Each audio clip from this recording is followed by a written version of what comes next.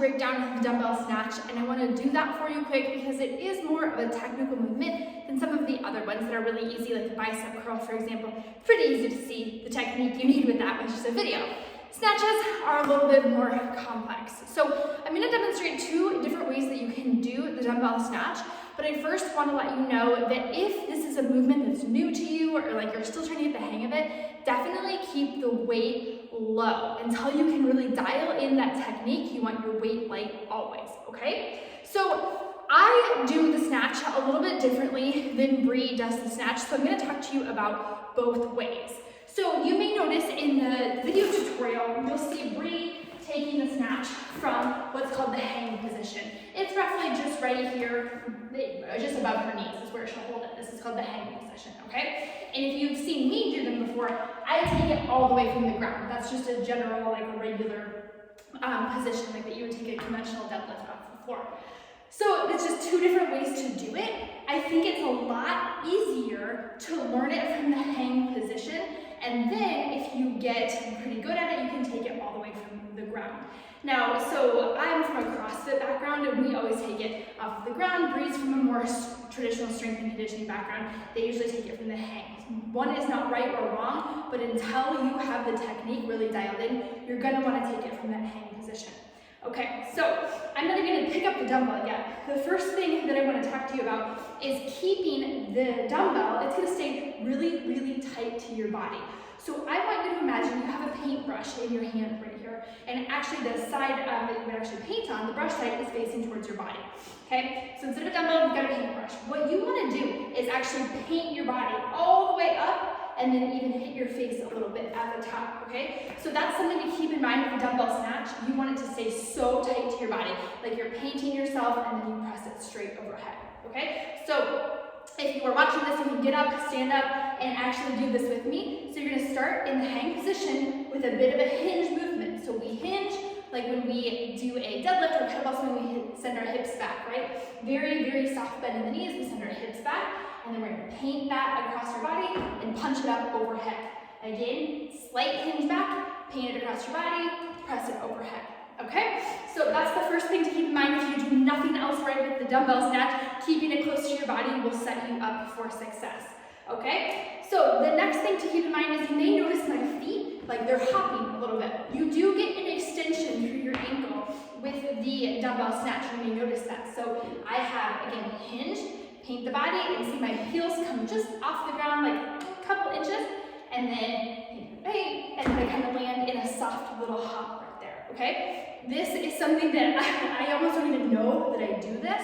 So if you are really comfortable with this movement, it feels really good, and you might be getting more confused right now, just stick with me, okay? So I'm actually gonna pick up the dumbbell right now. I take it with my grip facing a neutral grip. Some people go forward grip. This just feels better for me on my shoulder.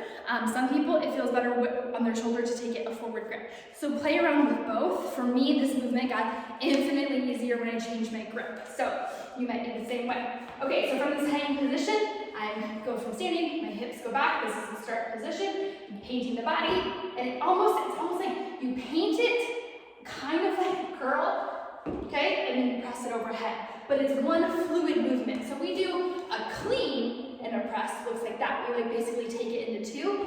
This is more like a one solid movement. So keep it close to your body, overhead. So you can see I really clean that curl and press. It goes much faster.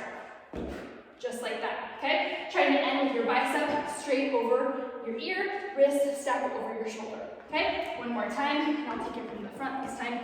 We'll take it here and overhead, okay? Keeping it tight to your body. I hold my hand out like this all the time for, it's like steadies me or something, I don't know. You can do this, you can keep it by your side either way. Just go overhead, and one more time. Okay, so the second movement that we have here, or the second way you can do this, is from the floor. So again, if you are a beginner at this movement, stop the video here. You don't have to do this. This is just if you come from a more traditional CrossFit background, you're probably used to doing dumbbell snatches this way. So I want to talk about it.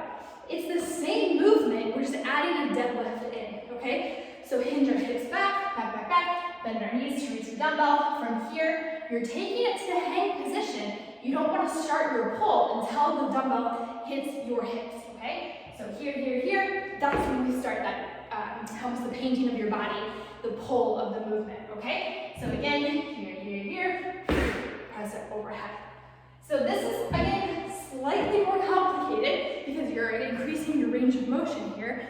It's just how many of us are used to doing it, okay? So if it's something that you're struggling with, start from the hang position. If you want to take it all the way from the ground, you certainly can do that. And where you hinge, hinge, hinge. Don't start pulling it here and swinging it away from your body. You want to keep it tight and pull at the hips, like that, okay? Tight to the body. Okay, so a couple faults that we'll see is people swinging the kettle or the dumbbell away from their body. So I'm going to show you that. If we do that, it looks like this, like almost a swing that way, okay, like that.